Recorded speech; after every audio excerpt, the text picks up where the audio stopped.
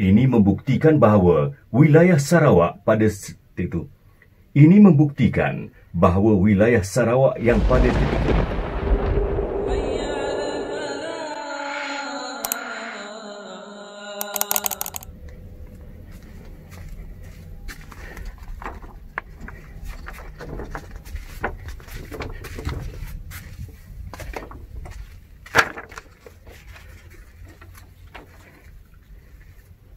VO Sultan Sarawak.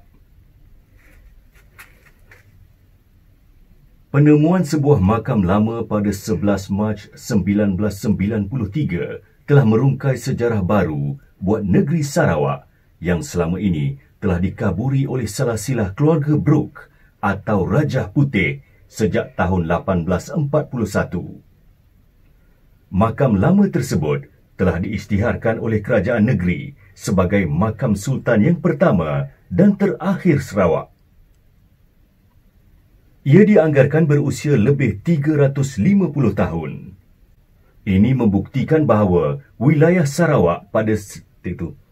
Ini membuktikan bahawa wilayah Sarawak yang pada ketika itu di bawah naungan Kesultanan Brunei mempunyai sistem pemerintahan yang tersendiri 240 tahun sebelum kedatangan James Brooke. Sultan Tengah memerintah Sarawak dari tahun 1599 hingga 1641 dengan memakai gelaran Sultan Ibrahim Ali Omar Shah. Setelah ayahanda baginda, almarhum Sultan Muhammad Hassan, iaitu Sultan Brunei ke-9 mangkat pada tahun 1598, takhta Kesultanan Brunei diwarisi putera sulungnya, Sultan Abdul Jalilul Akbar. Dalam pada itu, wujud sedikit pergeseran dengan adindanya, Raja Tengah, yang merasakan dirinya lebih layak diangkat sebagai Sultan Brunei ke-10. Dengan penuh hikmah, Sultan Abdul Jalilul Akbar menawarkan wilayah Sarawak untuk adindanya, Raja Tengah, sebagai jalan keluar persengketaan. Raja Tengah menerima tawaran tersebut dan kemudiannya dinobat sebagai Sultan Sarawak pertama. Baginda membuat persiapan ke Sarawak untuk membentuk pemerintahan baru dengan diiringi oleh beberapa pembesar istana. Baginda membuat persiapan ke Sarawak untuk membentuk pemerintahan baru dengan diiringi oleh beberapa pembesar istana beserta 1,000 orang pahlawan dari suku Sakai, Kedayan dan Bunut. Di Sarawak, Sultan Tengah dan pengikutnya bertapak di bukit kecil berhampiran kaki Gunung Santubong dengan membina istana dan benteng pertahanan. Baginda menyusun pentadbiran dengan melantik pembesar-pembesar seperti Datuk Seri Setia, Datuk Shah Bandar, Datuk Shah Bandar Indrawangsa, Datuk Amar Setia Diraja dan Datuk Temenggung Laila Wangsa.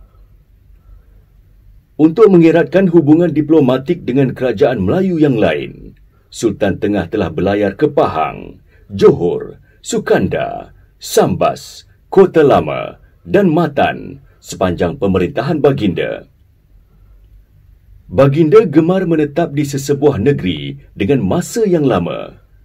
Sehinggalah pada tahun 1641, baginda mengambil keputusan untuk balik ke Sarawak dan pada tahun yang sama, baginda maut dibunuh.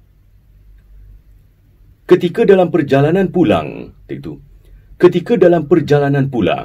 rombongan baginda berhenti berehat di Batu Buaya, Santubong. Secara tiba-tiba, Sultan Tengah ditikam dengan tombak dari belakang oleh pengawal baginda sendiri. Kecederaan yang terlalu parah menyebabkan baginda mangkat dan dimakamkan di situ juga. Penemuan batu nisan di Batu Buaya pada tahun 1993 menandakan kubur tersebut bercirikan nisan yang bertaraf sultan. Selepas kemangkatan Sultan Tengah, tiada catatan yang menyebut bahawa Kesultanan Brunei ada menobatkan waris pengganti Sultan Sarawak. Namun, ada juga jurai keturunan Sultan Tengah yang menjadi pemerintah di Kerajaan Sambas. Maka,